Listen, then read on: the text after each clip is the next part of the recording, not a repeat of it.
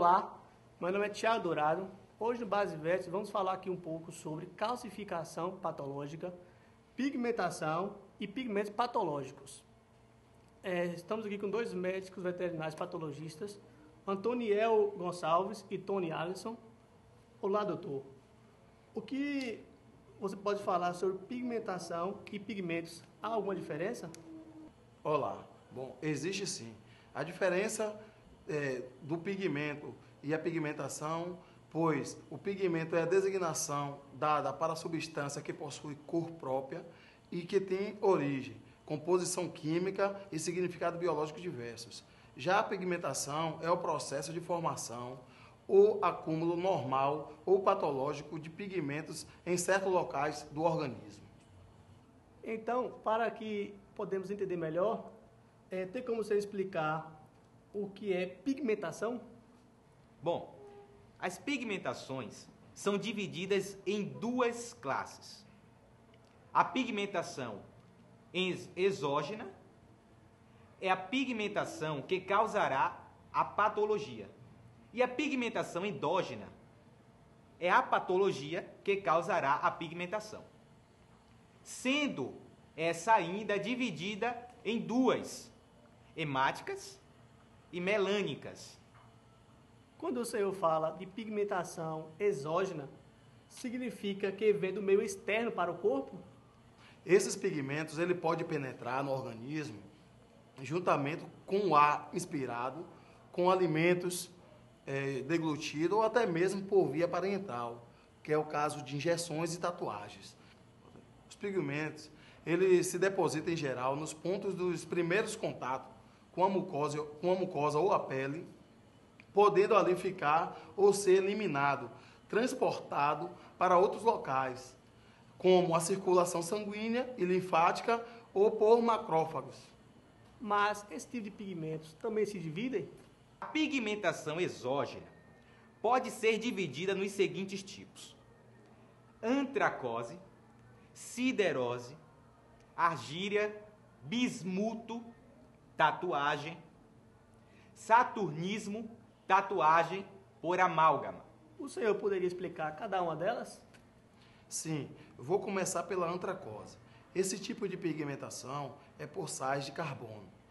Dos pigmentos inalados, o mais frequente é a poeira de carvão. Como encontramos essa pigmentação? É encontrado nos fumantes e em todos os indivíduos, principalmente adultos e idosos, moradores de grandes cidades que são expostos a um grau de poluição. O senhor pode nos explicar como acontece a pigmentação antracose? Bom, é comum sua passagem por vias aéreas, chegando às alvéolos. Vamos explicar no esquema a seguir. Os pigmentos são fagocitados pelos macrófagos alveolares, transportados através dos vasos linfáticos, os linfonodos regionais. O acúmulo de pigmentos que não são lisados produz uma coloração negra nas partes afetadas, sob formas de manchas irregulares no parênquima do pulmão. Esse tipo de pigmentação gera algum problema grave? A antracose em si não gera grandes problemas, mas sua evolução pode originar disfunções pulmonares graves, principalmente em trabalhadores que estão expostos à poeira do carvão frequentemente. E sobre a pigmentação siderose? É uma pigmentação por óxido de ferro. Onde ela atinge? Ela atinge o pulmão por inalação de partícula de ferro. Quem são as pessoas mais afetadas? Principalmente trabalhadores de mineradoras de hematitas, soldadoras e trabalhadoras que manipulam pigmentos com óxido de ferro. O que o senhor pode falar sobre pigmentação, argíria e bismuto? Bom, a pigmentação argíria são pigmentações por sais de pratas nos tecidos, geralmente é oriundo por contaminação sistêmica por medicação. Ela é manifestada na pele e na mucosa bucal, com cor acinzentada e azul escura. Se a prata sofrer redução, ela torna-se enegrecida. Já no bismuto, atualmente é raro ser visto, sendo que é comum em terapia de sífilis. E sua cor é enegrecida. Sim, e sobre tatuagem? Tatuagem é uma forma de pigmentação exógena, usualmente limitada à pele, na qual resulta da introdução de pigmentos insolúveis na derme, acidentalmente ou propositalmente. As tatuagens são permanentes ou transitórias, conforme o pigmento seja introduzido na derme ou no extrato córneo da epiderme.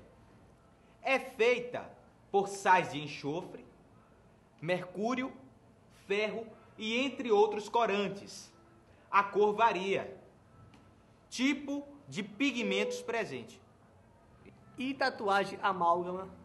Bom, já a tatuagem amálgama, as áreas de coloração azuladas na mucosa bucal, decorrentes da introdução de partículas de amálgama na mucosa.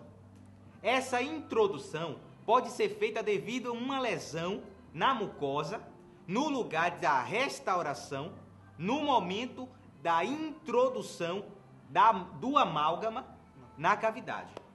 E o que é pigmentação endógena? Bom, gente, é a pigmentação por pigmentos produzido pelo próprio organismo. A pigmentação endógena, ela pode ser dividida em dois grupos. Pigmentos hemáticos, que produz a partir da degradação da hemoglobina, e o pigmento melânico, oriundo da melanina. Como são originados os pigmentos hemáticos? Bom, esses pigmentos se originam de hemoglobina, proteínas compostas por 4 cadeias polipeptídicas e 4 grupos M, com ferro no estado ferroso. Sua porção proteica é chamada de globina, constituída de 2 cadeias alfa e 2 betas. A lise dessa estrutura origina os pigmentos denominados de hemosiderina e bilirrubina. Pigmentos hemosiderina. Hemosiderina é uma espécie de armazenagem de íons de ferro cristalizado. Esse se acumula nas células, principalmente no retículo endotelial, originado da lise das hemácias e representa uma das principais formas de armazenamento intracelular de ferro, e a outra é a ferritina. A deposição excessiva de hemosiderina no tecido pode ser localizada ou sistêmica. O que seria hemosiderose localizada e sistêmica? Bom, a hemosiderose localizada, logo após um traumatismo, a hemorragia é vista como uma área vermelho-azulada ou negro-azulada, devido à presença de hemoglobina desoxigenada.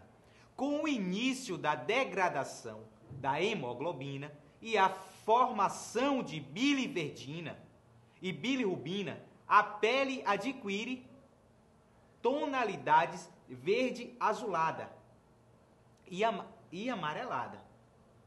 E, finalmente, com a formação de hemosiderina com ferruginosa ou amarelo dourado.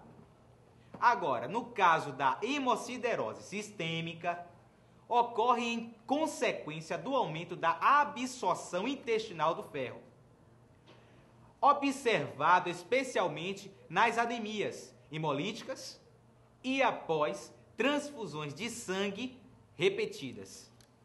O que o senhor poderia falar sobre a bilirrubina? Aproximadamente 80% da bilirrubina provém da hemoglobina livre, resultante de distribuição das hemácias senescentes, ou seja, velhas, pelos macrófagos, no baço, fígado, medula óssea, devido à fração do M da HGB, e sofre um processo de conjugação no fígado, que é fundamental para a constituição do ácido biliares. O que acontece se houver acúmulo de bilirrubina? Bom, se houver o acúmulo de bilirrubina, vai ocasionar a uma icterícia, que é uma quantidade superior de 3 miligramas por decilitros de bilirrubina no sangue.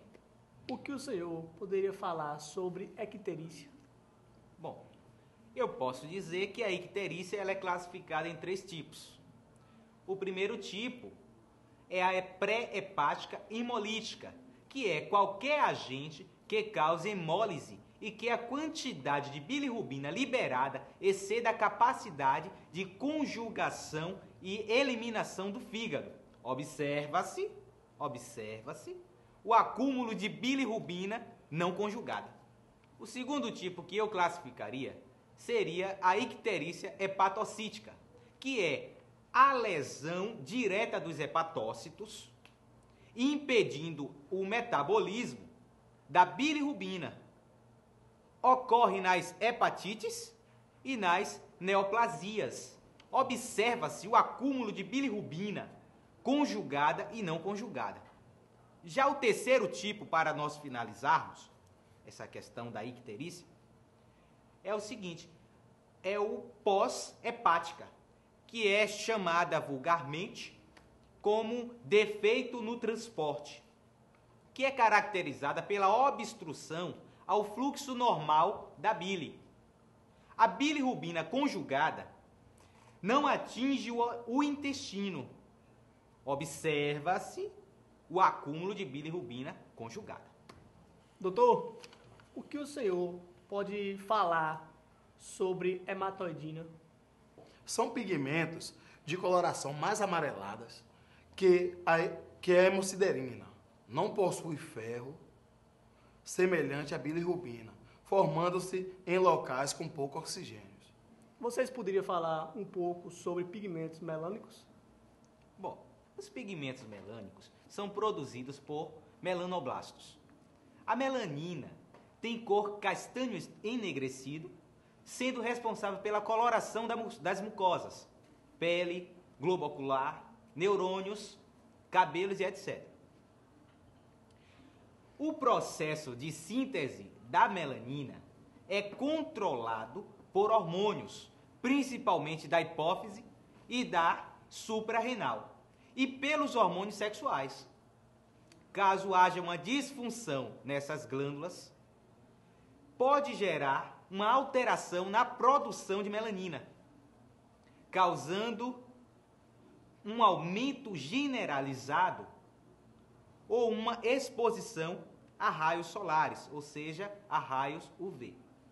Um aumento generalizado dessas pode se manifestar das seguintes formas: nervos celulares, localização heterotrópica de melanoblastos, ou seja, na camada basal da epiderme, podendo ser planos ou elevados.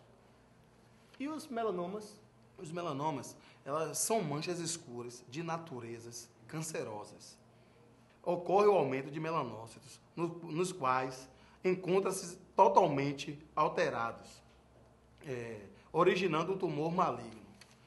E podemos falar um pouco também sobre alguns fatores que ocorrem dentro desse assunto.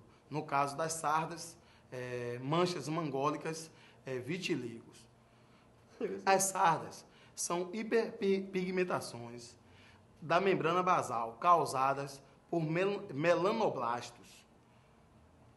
Já a mancha mangólicas são manchas claras, principalmente na região do dorso sacral.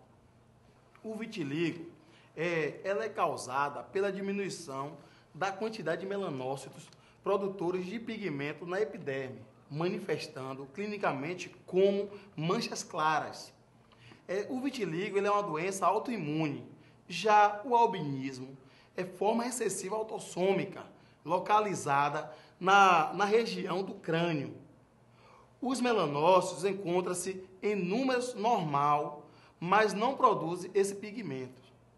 Bom, entrando no mérito de calcificação patológica, o que seria calcificação patológica? O termo calcificação patológica é utilizado quando ocorrem alterações metabólicas.